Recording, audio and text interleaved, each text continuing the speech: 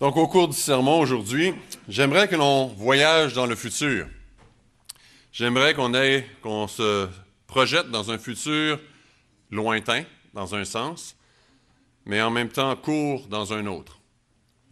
Car nous sommes le jour après la fête des tabernacles, comme on a mentionné depuis le début, et ceci est la dernière des fêtes de l'automne, la dernière des fêtes annuelles de l'Éternel. Si on se reporte à Lévitique 23, s'il vous plaît. Lévitique, chapitre 23.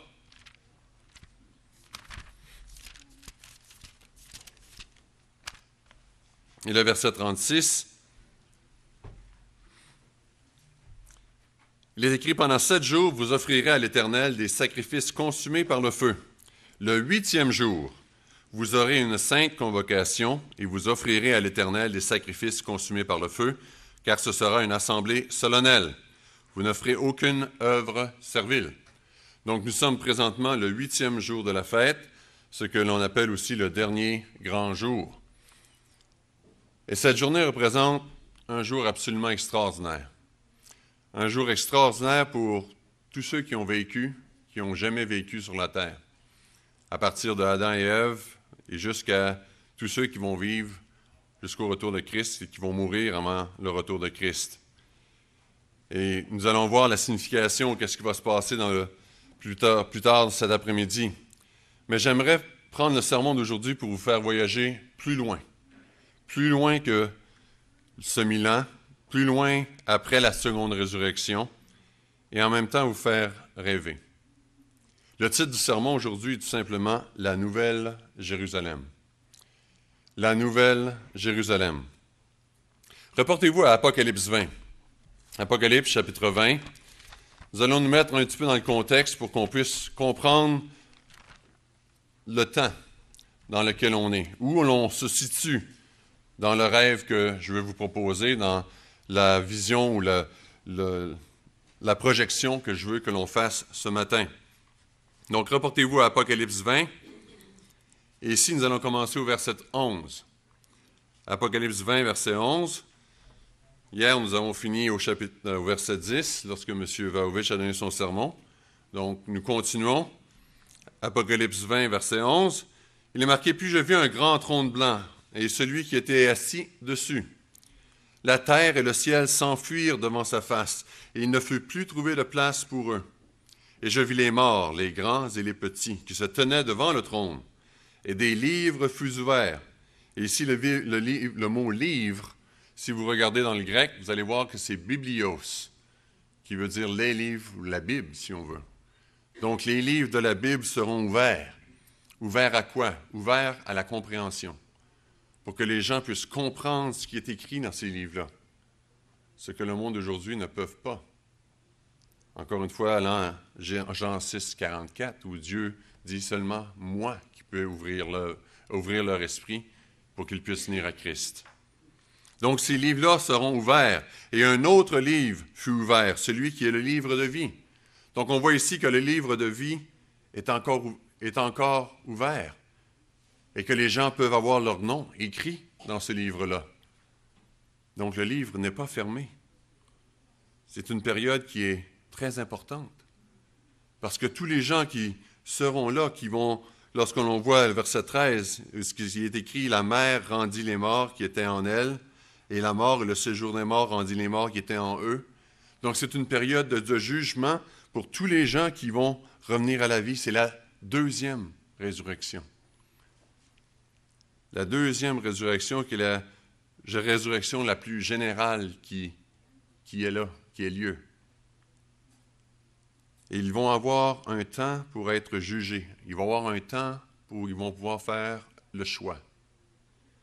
Gardez votre place ici dans l'Apocalypse, parce qu'on va revenir tout au long du sermon. Donc, si vous voulez mettre une note là, comme je vais faire présentement, on va revenir à plusieurs fois à Apocalypse 20, 21. Donc, mettez-vous une note ou un signet pour revenir. Mais reportez-vous présentement à Ésaïe 65. Ésaïe 65. Ésaïe 65, verset 17.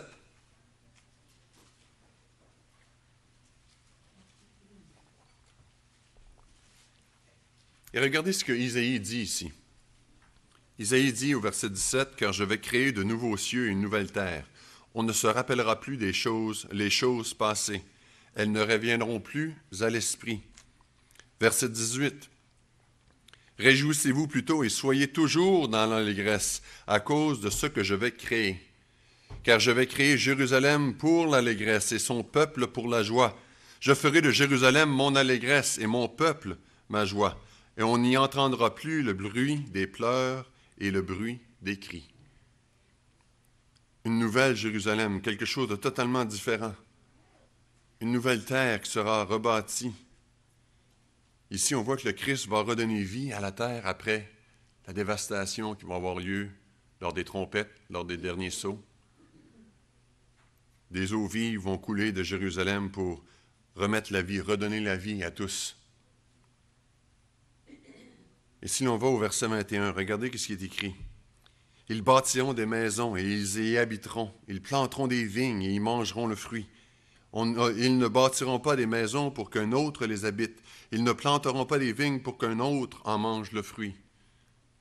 Car les jours de mon peuple seront comme les jours des arbres, et mes élus jouiront de l'œuvre de leurs mains.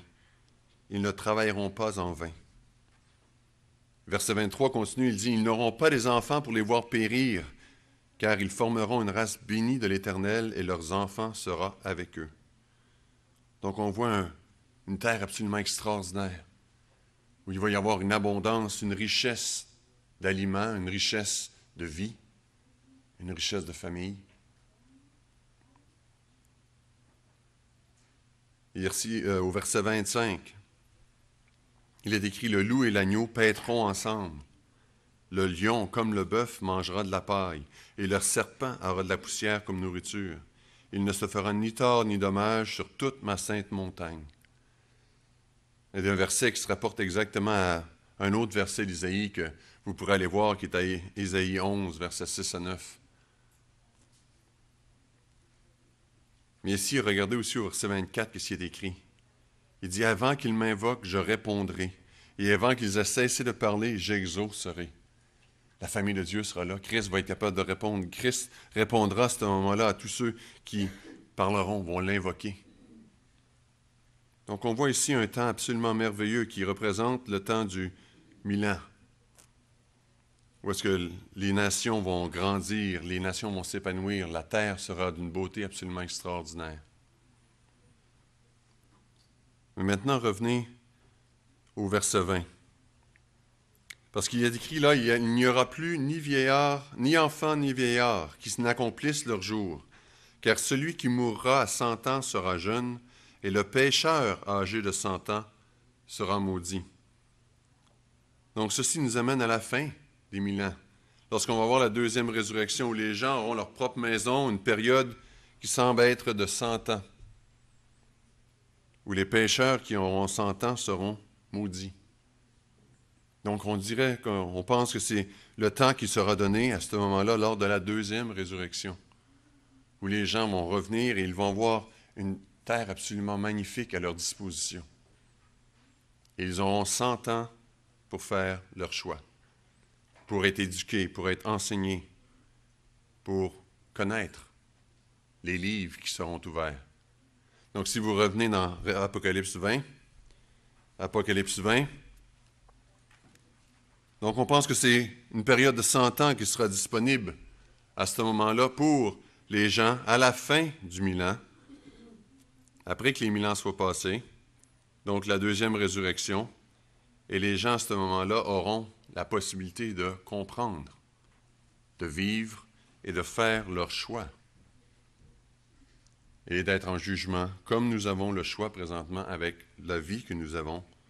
Dieu nous donne le temps de faire nos choix, de faire nos décisions, de suivre Christ ou non.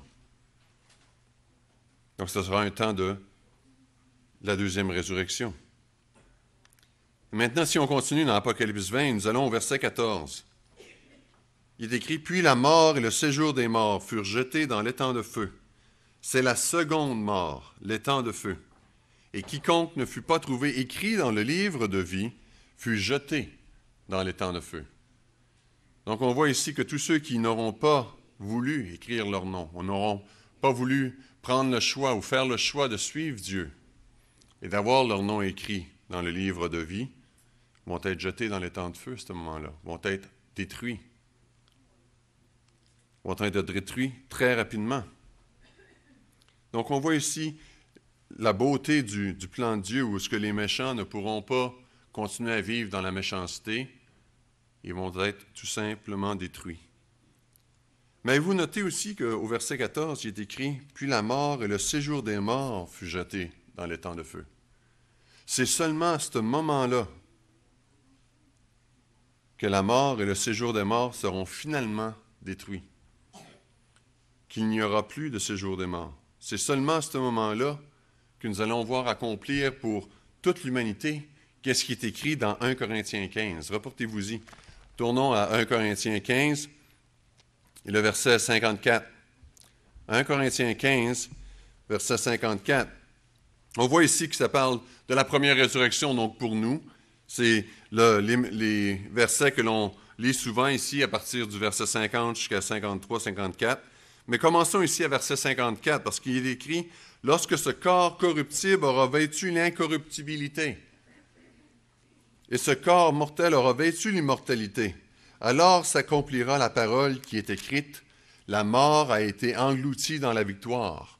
Ô mort, où est ta victoire? Ô mort, où est ton aiguillon? » Et l'aiguillon de la mort, c'est le péché, et la puissance du péché, c'est la loi. Mais grâce soit rendue à Dieu qui donne la victoire par notre Seigneur Jésus-Christ.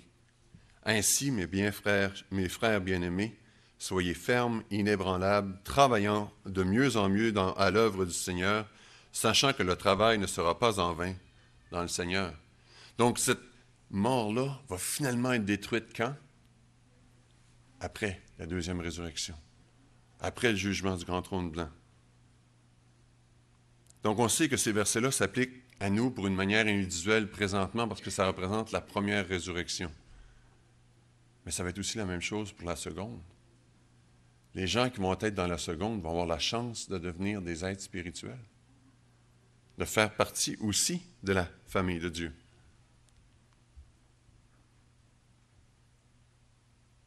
Mais ce n'est qu'à la fin de la deuxième résurrection que la mort sera engloutie dans la victoire. Et c'est merveilleux de pouvoir y penser, de pouvoir rêver à ça. Et les versets 56 et 58 que nous avons ici dans 1 Corinthiens 15 s'appliqueront à toute l'humanité, à tous ceux qui ont voulu avoir leur nom, ou qui ont travaillé, qui ont choisi d'avoir leur nom écrit dans le livre de vie. Et leur travail ne sera pas en vain. Maintenant, revenons à Apocalypse 20 encore. Donc, le signet va être utile.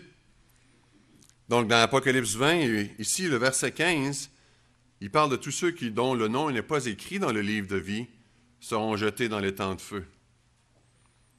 Et plusieurs posent la question, des fois, en disant, oui, mais cet temps de feu-là, les gens vont souffrir ou on va voir des descriptions de qu'est-ce que cet temps de feu-là veut dire.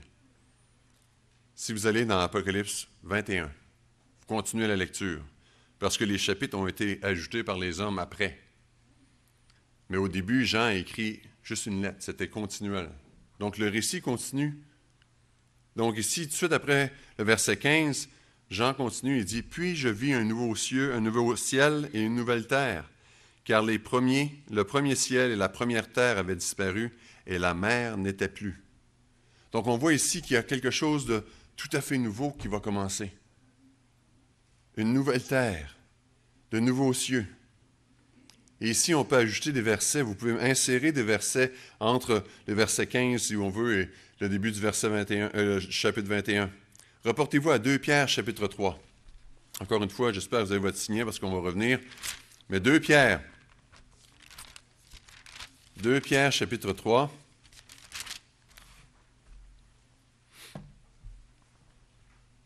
Et en commençant au verset 10. 2 Pierre 3, verset 10. « Le jour du Seigneur viendra comme un voleur. En ce jour, les cieux passeront avec fracas, et les éléments embrasés se dissoudront, et la terre avec les œuvres qu'elle renferme seront consumées. Verset 11. Puis tout cela est en voie de dissolution, combien votre conduite et votre piété doivent être saintes. Donc on voit ici au verset 10 que ce sera un feu absolument immense, une chaleur absolument immense qui va faire fondre, qui va embraser même les éléments de la terre. Donc ce feu-là qui va détruire les méchants, qui vont détruire les gens à la troisième résurrection, ceux qui n'auront pas voulu suivre la voie de Dieu, ne souffriront pas longtemps. Ça va être quasiment instantané. Ils vont être brûlés et disparus. Ils ne souffriront pas longtemps. Peut-être une fraction de seconde. Mais avant ça, par contre, ils vont réaliser qu'est-ce qui va se passer. Ils vont réaliser le choix qu'ils ont fait. Donc, si vous continuez à lire ici au verset 12 de 2 Pierre 3, c'est marqué « Attendez et hâtez l'avènement du jour de Dieu, jour à cause duquel les cieux enflammés se dissoudront et les éléments embrasés se fondront. Mais nous attendons, selon sa promesse, de nouveaux cieux et une nouvelle terre où la justice habitera. » Tous les êtres humains à ce moment-là seront partie de la vie spirituelle. Donc ici, nous avons les cieux et la terre qui passent avec fracas, avec grand bruit. Tous les éléments vont se dissoudre. Et regardez ici encore une fois, au verset 13, c'est écrit « Nous attendons ». Pierre parle ici des saints. Donc voyez-vous que le millénaire n'est pas le but à laquelle que nous devons viser. Ce n'est pas la fin. Le millénaire de Christ, le 1000 ans de Christ n'est que le début de toute chose. Il y a une immensité de choses qui arrivent après. Le 1000 ans est juste le début. C'est un tout petit commencement.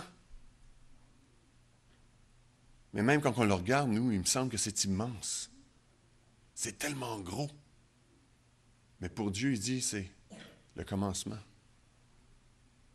Ce n'est que le début. Le millénaire n'est pas la fin de notre espérance. Reportez-vous à Hébreux, chapitre 11. Hébreux, chapitre 11. Le chapitre de la foi, tout le monde connaît. Mais regardez ce qui est écrit dans Hébreux 11, verset 13, 13 à 16. Hébreux 11, verset 13 à 16.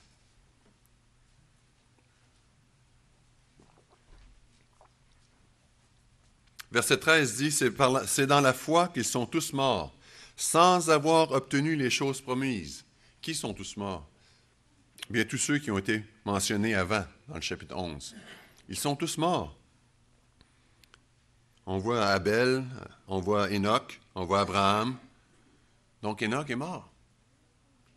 Et ils attendent la résurrection. Mais regardez ce qu'ils attendent aussi. Mais ils les ont vus et salués de loin, reconnaissant qu'ils étaient étrangers et voyageurs sur la terre. Ceux qui parlent ainsi montrent qu'ils cherchent une patrie. S'ils avaient eu, ou en vue, celle d'où ils étaient sortis, ils auraient eu le temps d'y retourner. Mais maintenant, ils en désirent une meilleure, c'est-à-dire une céleste. C'est pourquoi Dieu n'a pas honte d'être appelé leur Dieu, car il leur a préparé une cité. Dieu leur a préparé une ville. Et cette ville, c'est la Nouvelle Jérusalem. Donc on voit ici que ce n'est pas une ville physique, ce n'est pas une patrie physique, ce n'est pas un pays physique. Mais c'est une ville spirituelle, la Nouvelle Jérusalem. Reportez-vous à Galates, Galates chapitre 4. Galates, chapitre 4, je m'en allais dire galette. Galates, chapitre 4. Galates, chapitre 4 et le verset 26. Regardez ce que Paul dit ici. Ne cherchons pas une vaine gloire en nous provoquant les uns les autres, en nous portant envie les uns aux autres. Ça, c'est Galates 5. Ça irait mieux si j'irais à Galates 4. Bougez pas, j'arrive. Galates 4, verset 26. Mais la Jérusalem d'en haut est libre c'est notre mère. Car il est écrit, réjouis-toi, stérile, toi qui n'enfantes point, éclate et pousse des cris, toi qui n'as pas éprouvé les douleurs de l'enfantement. Car les enfants de la délaissée seront plus nombreux que les enfants de celle qui était mariée. Le but final, n'est donc pas la première résurrection, mais la fin de la Bible, la nouvelle Jérusalem. C'est ça ici que Paul parle ici, mais la Jérusalem vient d'en haut, elle est libre. Elle est libre parce qu'elle obéit aux lois de Dieu. C'est la liberté totale d'être dans le royaume, d'être dans cette ville-là. Et c'est notre mère. Et c'est extraordinaire de voir ça. Donc la nouvelle Jérusalem est la ville que l'on attend, la ville que Abraham regardait, que Abraham avait vue, que les gens de l'Ancien Testament qui avaient reçu le Saint-Esprit de Dieu voyaient, connaissaient, attendaient. Retournons maintenant à Apocalypse 21. Apocalypse 21. Parce qu'on voit ici que ces nouveaux cieux et cette nouvelle terre, il n'y aura plus de mer. Et le verset 2 dit, « Et je vis descendre du ciel d'après Dieu la ville sainte, la nouvelle Jérusalem, préparée comme une épouse qui s'est parée pour son époux. » Et une épouse, lorsqu'elle se prépare pour son époux, elle est toute belle. Une mariée est absolument extraordinaire. La plupart des réactions lorsque l'on voit les vidéos des maris qui attendent, ou des filles, et lorsque la dame rouvre les portes, « Wow! Ça va être ma femme. » Et c'est la même chose. Donc, ici, on parle d'une ville qui va être absolument extraordinaire, qui va être comme une épouse qui s'est préparée pour son mari. Et le verset 9 ici, descendons un petit peu plus bas, nous allons revenir après ça les versets suivants, mais au verset 9, c'est écrit, « Puis un des 7 anges qui tenait les 7 coupes remplies des 7 derniers fléaux vint, et il m'adressa la parole en disant, « Viens et je te montrerai l'épouse, la femme de l'agneau. » L'épouse et la femme de l'agneau. Donc la nouvelle Jérusalem est l'habitation de l'épouse. C'est notre ville, la ville des saints. La ville qui est faite pour nous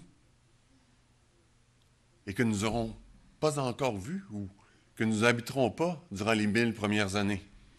Nous allons être ici. Et elle va descendre avec le Père. Ça va être absolument extraordinaire. Maintenant, retournons au verset 3 ici de Apocalypse 21. Il est écrit, « J'entendis du trône une forte voix qui disait, « Voici le tabernacle de Dieu avec les hommes. Il habitera avec eux. Ils seront son peuple et Dieu lui-même sera avec eux. » Dieu le Père va descendre. Dieu va venir habiter avec les humains qui seront à ce moment-là toute partie de la famille de Dieu. Les choses anciennes auront disparu. Maintenant, le verset 5 ici répète un petit peu ce qui a été mentionné au verset 1. Et celui qui est assis sur le trône dit, « Voici, je fais toutes choses nouvelles. » Et il dit, « Écris, car ces paroles sont certaines et véritables. » Ce sont les paroles qui nous permettent d'être sûrs, qui nous permettent de rêver à ces choses-là, qui nous permettent de regarder avec ces choses-là avec certitude. C'est certain que cette ville-là va descendre. C'est certain qu'on va voir la nouvelle Jérusalem. Et le verset 6 dit, « Et il me dit, c'est fait, je suis l'alpha et l'oméga, le commencement et la fin. À celui qui a soif, je donnerai de la source de l'eau de vie gratuitement. » Il n'y a pas de prix. Tout comme nous avons reçu la source d'eau de vie gratuitement. On n'est pas capable de payer pour. Christ a décidé de nous donner ça gratuitement. C'est le plan qui a été fait depuis la fondation du monde. Verset 7. « Celui qui vaincra héritera ces choses. Je serai son Dieu et il sera mon fils. » Est-ce que ça peut être plus clair? Dieu veut que nous soyons ses fils et ses filles. On fait partie de sa famille. Et c'est le rêve que l'on doit avoir. C'est la vision que l'on doit avoir près avec nous. Et ensuite, au verset 8, on voit les conditions qui vont mener à l'étang de feu. Ces gens-là ne seront plus là, ne seront pas là à ce moment-là. Mais Dieu encore nous avertit, ne tombez pas dans ces pièges-là. Allez pas là. Dieu nous avertit très clairement, mais pour les lâches, les incrédules, les abominables, ceux qui font des abominations. Vous pourrez faire une étude biblique là-dessus. Qu'est-ce qui est abominable pour Dieu? Il y a plusieurs choses. Les meurtriers, les débauchés, les magiciens, les idolâtres, tous les menteurs, leur part sera dans l'étang de feu ardent et de soufre qui est la seconde mort, que l'on a vu à la fin du chapitre 20. Il n'y aura personne qui va faire ces choses-là lorsque la Nouvelle Jérusalem va descendre. Ils vont tous être partis. Ils vont tous être disparus.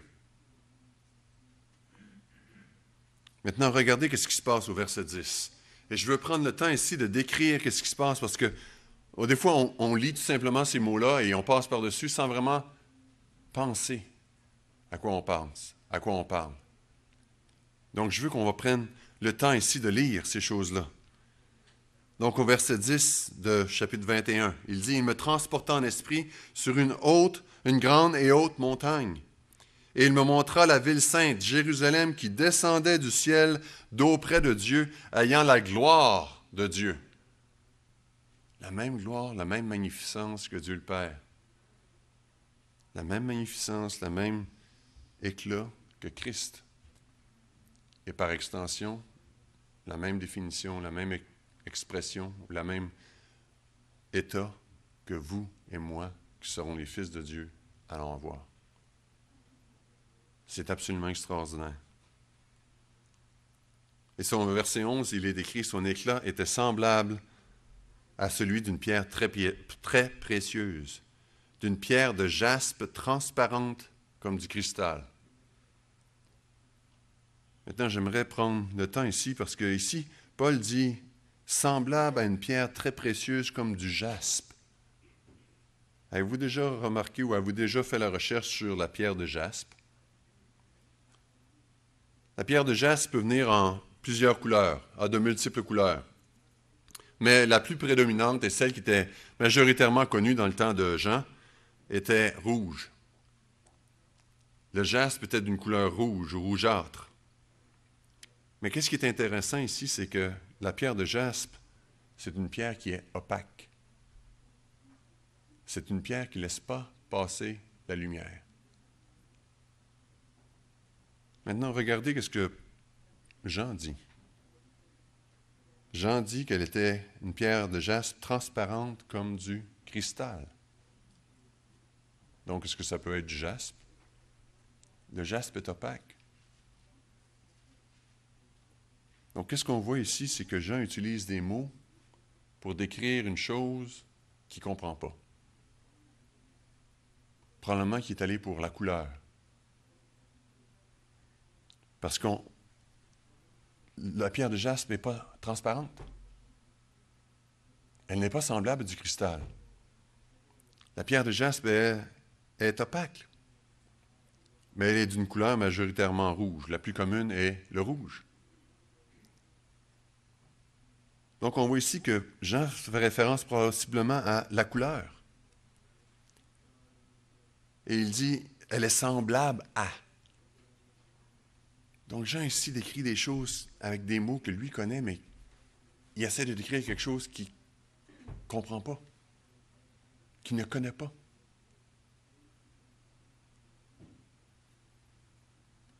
Donc, Jean ici ne décrit vraiment pas le matériel qui est utilisé, mais plus la couleur ou la teinte. Donc, on voit une couleur rouge, une ville qui est rouge, transparente comme du cristal. Au verset 12, il est écrit « Elle avait une grande et haute muraille, elle avait 12 portes, et aux portes 12 anges, et des noms écrits, ceux des 12 tribus des fils d'Israël. »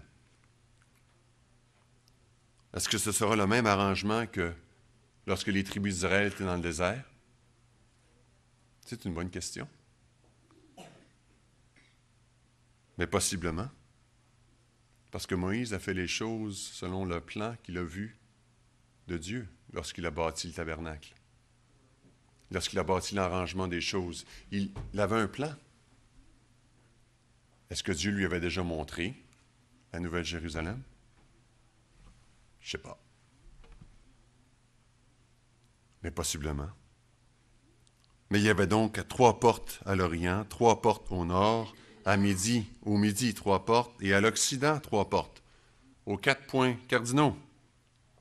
Et la muraille de la ville avait 12 fondements, et sur eux les 12 noms des 12 apôtres. Absolument extraordinaire. Donc on voit ici que nous avons un carré. Nous avons un carré qui est immense. On voit aussi que ce carré-là avait 12 fondements. Et maintenant, regardez ce qui est écrit au verset 15. « Et celui qui me parlait avait pour mesure un roseau d'or, afin de mesurer la ville, ses portes et sa muraille. La ville avait la forme d'un carré. » C'est pas moi qui le dis, c'est la Bible. « Et sa longueur était égale à sa largeur. Et il mesura la ville avec un roseau, et il trouva 12 000 stades. » Pour nous, 12 000 stades, ça ne veut rien dire. Il y a le stade olympique à Montréal, là, mais je ne pense pas que c'est la mesure dans laquelle ils se sont servis pour faire la mesure. Mais un stade dépendant selon les commentaires, dépendant des commentaires que vous regardez, peut varier. Mais la mesure principale, la mesure que la majorité des érudits utilisent, disent qu'un stade équivaut à 201 mètres. 201 mètres. Pour ceux qui travaillent en pieds, multiplié par 3, ça fait 607 pieds, grosso modo. Donc 600 quelques pieds, mais 201 mètres.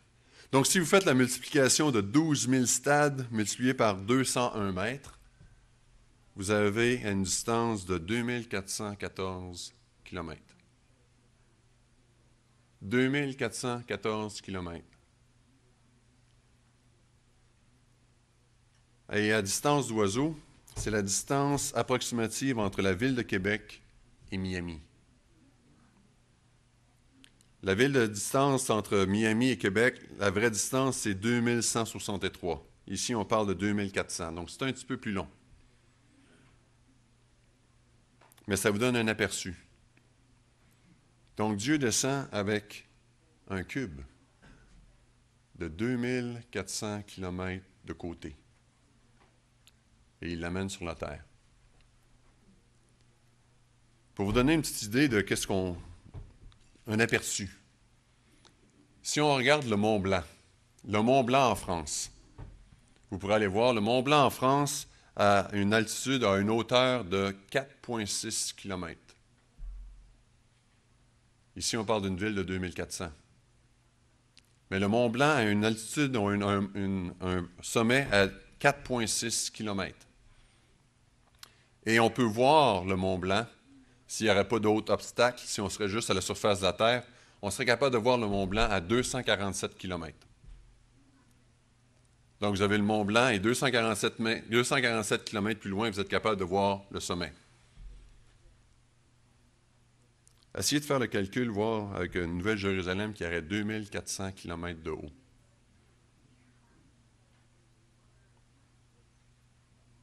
Vous seriez capable de voir le sommet de la Nouvelle-Jérusalem à 6030 km de distance.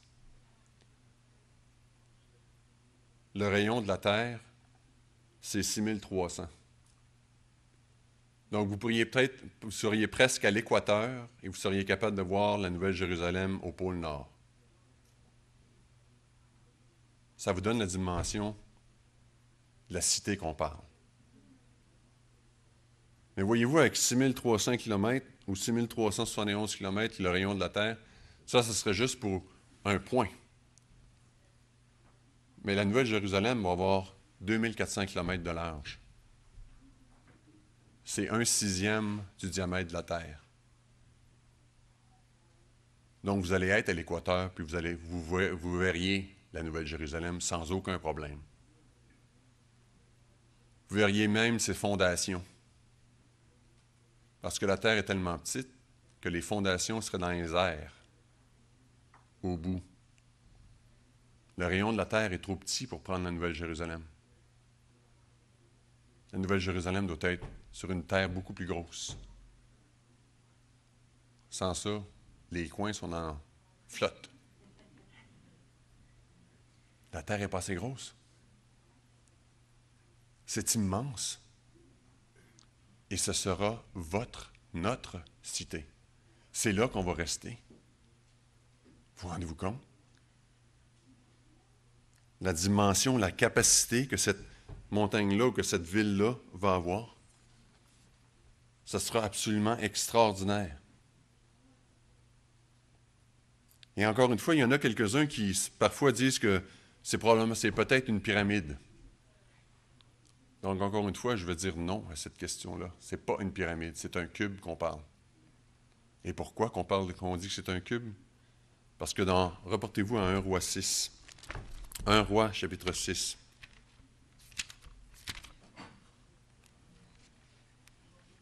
1 Roi, chapitre 6, et le verset 20.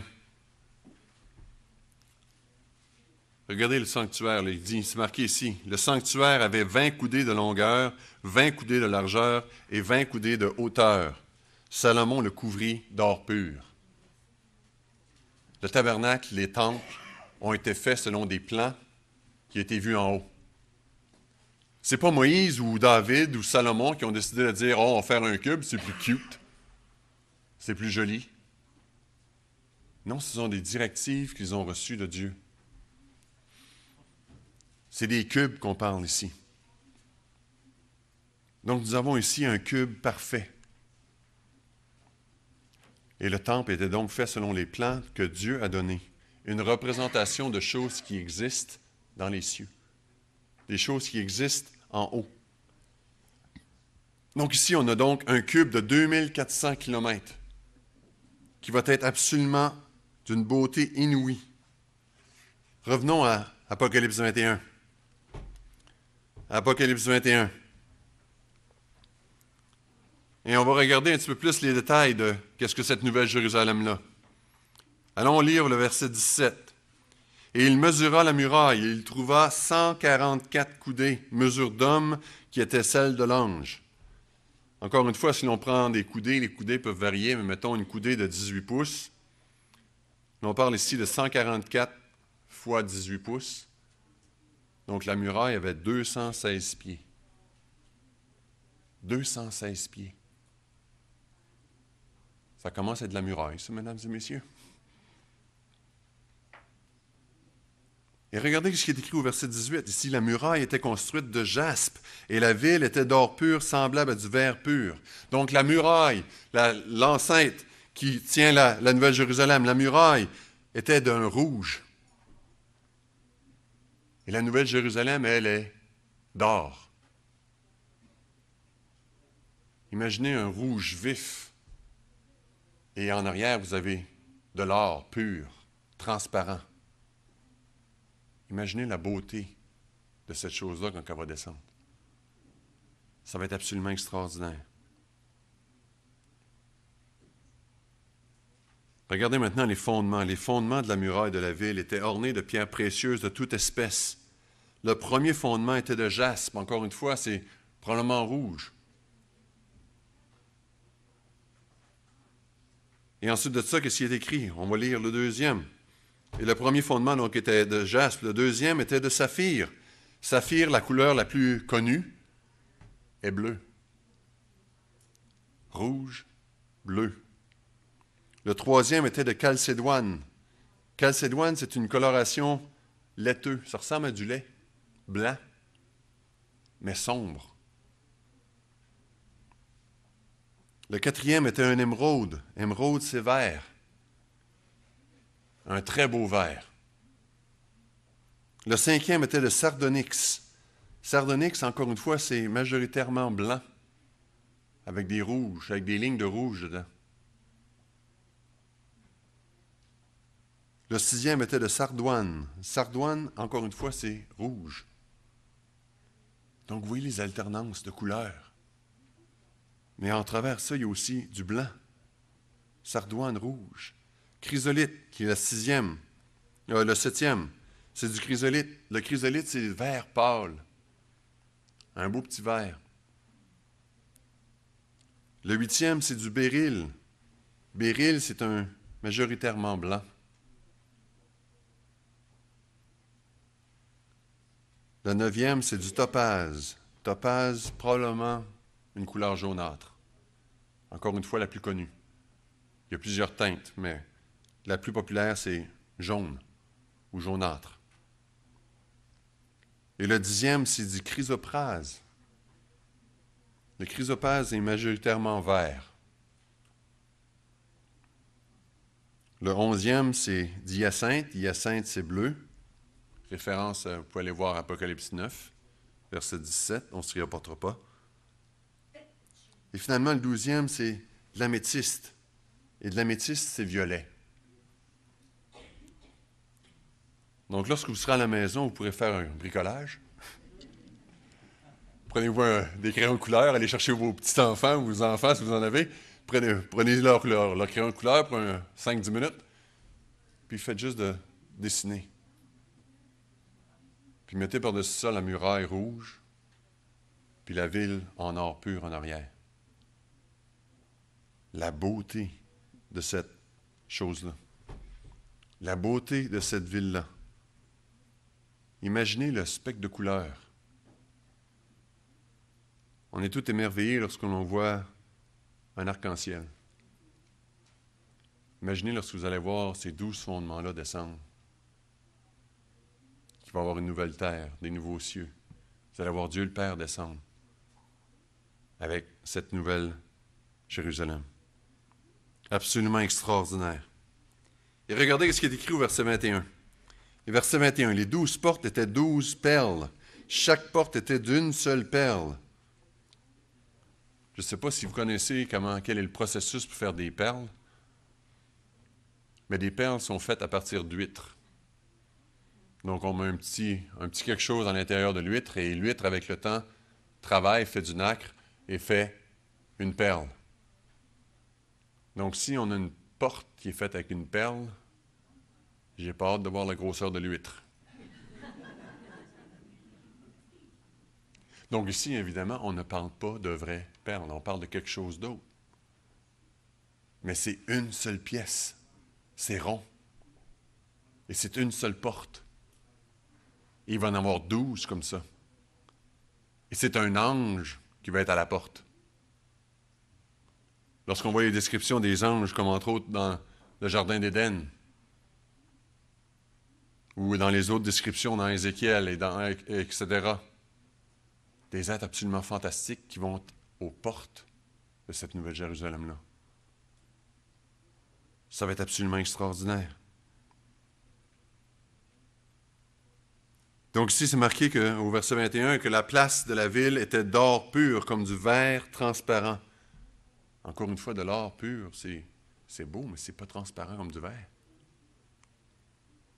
Ça a une densité, on n'est pas capable de voir au travers. Donc ici, on parle de choses que j'en connais pas. Des matériaux qui n'existent pas ou que l'on ne voit pas. Ils existent, mais ils sont pas là, on ne les voit pas.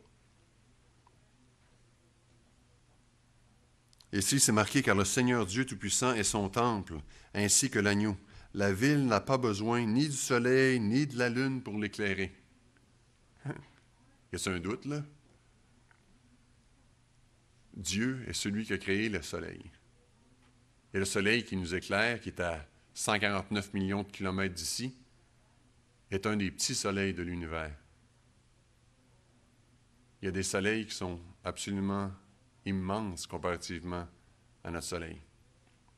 Il y a des soleils qui existent qui font que notre soleil est comme une pointe d'aiguille. Des soleils qui ne passent pas entre le soleil et Neptune. Des boules de feu absolument immenses, mais encore là, créées par Dieu. Donc Dieu ici est 100 fois, 1000 fois, 10 000 fois, 1 million de fois, 1 milliard de fois, infiniment fois plus gros, plus puissant que le soleil. Il n'y a pas besoin de soleil, il n'y a pas besoin de lune. parce que Dieu l'éclaire, et l'agneau est son flambeau. Au verset 24, les nations marcheront à sa lumière, et les rois de la terre y apporteront leur gloire. Ses portes ne se fermeront point le jour, car il n'y aura point de nuit. Il fait toujours jour. On y apportera la gloire et l'honneur des nations. Il n'entrera chez elles rien de souillé. Absolument, ils vont être détruits, vont être disparus. Et personne, ni personne qui se livre à l'abomination et au mensonge, il n'entrera que ceux qui sont écrits dans le livre de l'agneau.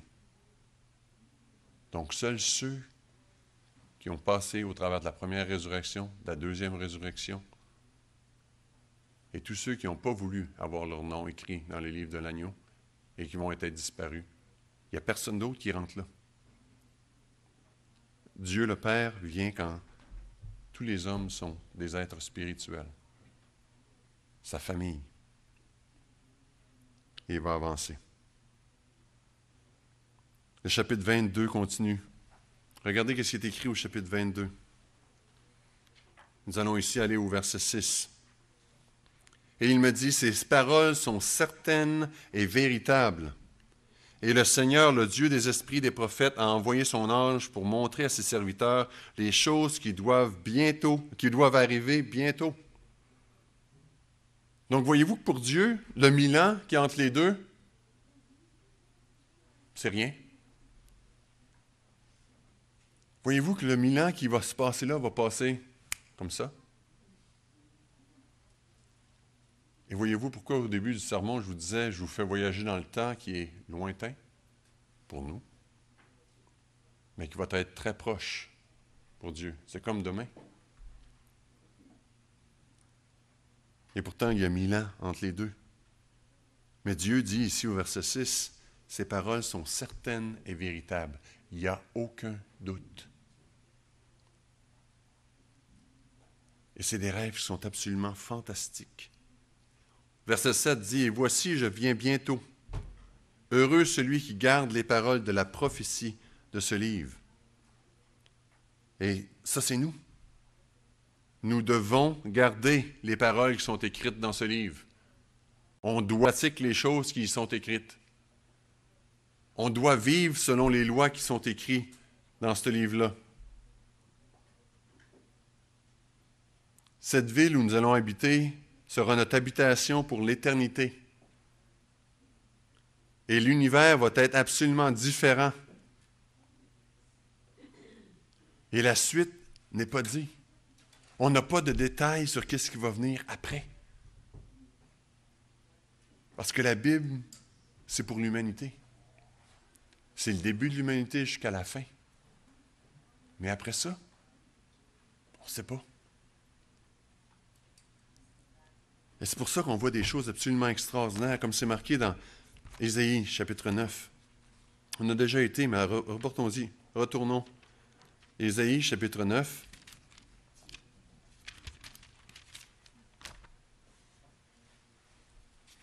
Ésaïe, chapitre 9. Laissez le temps au traducteur de me suivre. Ésaïe, chapitre 9 et le verset 6. Ça parle de Christ. Ésaïe 9 et le verset 6. « Donnez à l'empire de l'accroissement et une paix sans fin au royaume de David et à son royaume. » Au trône de David et à son royaume. L'affermir et le soutenir par le droit et par la justice. Mais voyez-vous ici, c'est écrit une paix sans fin. Et à l'empire de l'accroissement. Ici, les termes anglais pour le royaume veut dire à toujours. Il n'y aura pas de fin à ce royaume-là. On va faire partie de cette ville-là qui va demeurer, une demeure qui va être avec nous. Donc, voyez-vous l'importance de ce qui nous est dit aujourd'hui, de ce que l'on a appris tout le long de la fête, d'appliquer et de mettre en pratique tout ce qui est écrit dans ces choses-là, parce que c'est un rêve absolument extraordinaire que l'on a.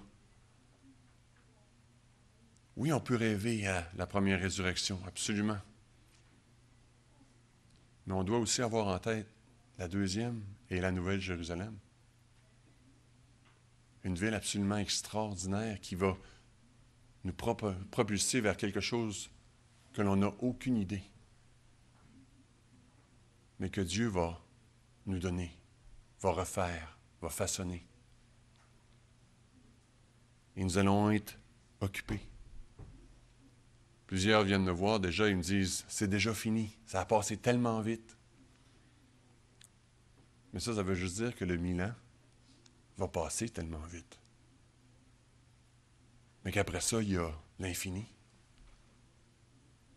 Et ça va être absolument extraordinaire. Et c'est une chose que l'on peut rêver. Retournons à Apocalypse 22, s'il vous plaît. Apocalypse 22.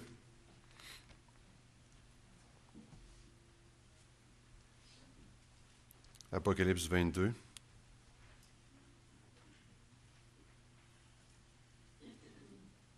Et on voit ici que même Jean, le verset 8, même Jean était tellement ébahi, Jean était tellement abasourdi par la dimension, par la grosseur de ce qu'il voyait, qu'il dit, c'est moi, Jean, qui ai entendu et vu ces choses. Et quand j'eus entendu et vu, je tombai aux pieds de l'ange qui me les montrait pour l'adorer. Et regardez ce que l'ange dit. L'ange dit, garde-toi de le faire. Je suis ton compagnon de service et celui de tes frères, les prophètes, et de ceux qui gardent les paroles de ce livre. Encore une fois, voyez-vous l'avertissement? Nous devons garder les paroles de ce livre. Et c'est pour ça que l'on doit faire tout ce qui est écrit dans ce livre. Comme l'apôtre Paul mentionne dans Acte 20, je donne tout le conseil de Dieu. Tout doit être fait. Et ensuite de ça, cet ange-là dit, adore Dieu. Absolument. Adorons cet être-là, qui nous donne la possibilité de rêver à ces choses-là. Et ensuite, regardez ce qu'il dit au verset 10. Il me dit, ne scelle point les paroles de la prophétie de ces livres, car le temps est proche. Frères et sœurs, il est proche. Chaque année qui passe, nous sommes une année plus proche. Ces choses-là vont arriver. Verset 11. Que celui qui est injuste soit injuste, encore injuste, et que celui qui est souillé se souille encore, et que le juste pratique encore la justice, et que celui qui est saint se sanctifie encore. On n'a pas fini. Cette vision-là doit être en avant de nous, mais on doit forcer, on doit travailler pour la rejoindre. On a une vision absolument extraordinaire. Et on doit encore vaincre, on doit encore pratiquer la justice, être encore plus sanctifié. Nous ne devons pas arrêter le chemin. Utilisez tout ce qu'on a entendu durant la fête pour vous propulser à aller de l'avant. Vous devez être différent, vous devez changer. On doit observer les lois, les commandements. C'est tellement important. Verset 12. « Voici, je viens bientôt et ma rétribution est avec moi pour rendre à chacun selon son œuvre. » Encore une fois, cet avertissement-là est tellement puissant. Il y a une récompense. Et Dieu vient avec cette récompense-là. Il y a un rêve absolument extraordinaire à la portée de main. Mais vous devez le saisir. Nous devons le saisir. Je suis l'alpha et l'oméga, verset 13. Le premier et le dernier, le commencement et la fin. Heureux ceux qui lavent leurs robes, afin d'avoir droit à l'arbre de vie et d'entrer dans les portes de la ville. Encore une fois, le privilège extraordinaire que l'on voit marcher et rentrer dans cette ville-là, par l'une des portes, selon ce que Dieu va nous avoir donné. D'avoir la possibilité de voir et de finalement toucher. À quoi ça va ressembler, cette muraille-là? Quel va être le toucher? Qu'est-ce que ça va sentir? Qu'est-ce qu'on va entendre? Avez-vous déjà entendu une chorale de, mettons, 1500 personnes qui chantent différentes parties, différentes partitions? Combien c'est beau. Imaginez une chorale d'anges. 100 millions, 200 millions, 1 milliard, on ne sait pas. Mais qui ont une voix parfaite, qui ne se trompent jamais. Je chantais assez souvent pour vous dire qu'on se trompe souvent dans nos partitions. Mais les autres ne se tromperont jamais. Ils vont pouvoir partir de extrêmement bas jusqu'à extrêmement haut. Présentement, on entend juste à peu près ça dans le nombre, dans les bandes sonores qui existent. Mais vous entrez dans la porte et vous entrez et vous entendez les anges qui chantent. J'ai aucune idée de ce qu'ils vont chanter, mais en tout cas, ça va être beau. Vous allez être capable de voir Dieu le Père, vous allez voir Christ, vous allez voir les saints. Et vous allez avoir cette ville absolument extraordinaire que vous allez être entre à l'intérieur. Vous allez voir les anges pouvoir dire « Salut, ça va? » Et ces anges-là vont être là pour vous servir, pour nous aider. Vous pouvez y rêver, frères et sœurs. Mais au verset 15, encore une fois, une très sérieuse mise en garde. Donc dehors, les chiens, les magiciens, les débauchés, les meurtriers, les idolâtres, quiconque aime et pratique le mensonge, ces gens-là ne seront plus là. Donc ce sont des voies de vie, des choses que l'on doit éliminer. Et surtout de pratiquer le mensonge. Verset 16. Moi, Jésus, j'ai envoyé mon ange pour vous attester ces choses dans les églises. Je suis le rejeton de David, le rejeton de la postérité de David, l'étoile brillante du matin. Et l'esprit et l'épouse disent, viens, verset 17. Et celui qui entend dise, viens. Et celui qui a soif, vienne. Que celui qui veut prenne de l'eau de la vie gratuitement. Encore une fois, le même contexte, le même texte, le même mot utilisé que précédemment. Je le déclare à quiconque entend la parole de la prophétie de ce livre.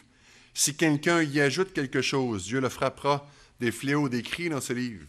Et si quelqu'un retranche quelque chose des paroles du livre de cette prophétie, Dieu retranchera sa part de l'arbre de la vie et de la ville sainte décrit dans ce livre. Et c'est pourquoi Dieu nous dit de faire toute chose qui est dans la Bible. On ne peut pas laisser des choses de côté. Certaines organisations, présentement, votent, ont des élections pour élire leurs dirigeants. Ce n'est pas biblique. Vous rejetez les enseignements de la Bible. Nous ne sommes pas tous pareils. C'est pourquoi on est ici, puis les autres sont à d'autres places. On est différents. Il faut faire tout ce que Dieu nous demande de faire. Et le verset 20 dit, « Celui qui atteste ces choses dit, oui, je viens bientôt. Amen, ainsi soit-il. Viens, Seigneur Jésus. Et que la grâce du Seigneur Jésus soit avec vous tous, ou avec tous. » Et c'est qu'est-ce que nous devons rêver. C'est le rêve que l'on peut regarder. Et Dieu dit, je m'en viens, je suis à la porte, je suis juste au coin de la rue. Des fois, lorsque je vais faire des commissions, ma femme m'appelle et me dit, t'es rendu où? Et la majorité du temps, 95%, je dis, je vire dans la rue chez nous. Et c'est ça que Christ nous dit. Il dit, je suis juste au coin de la rue, je m'en viens. Les années qui restent vont passer vite. Concentrez-vous sur ce qu'il y a à faire. Regardez la mission que vous avez. Regardez cette vision absolument extraordinaire que vous avez en avant de vous. Oui, il y a la première résurrection. Mes frères et sœurs, notre habitation éternelle est la nouvelle Jérusalem.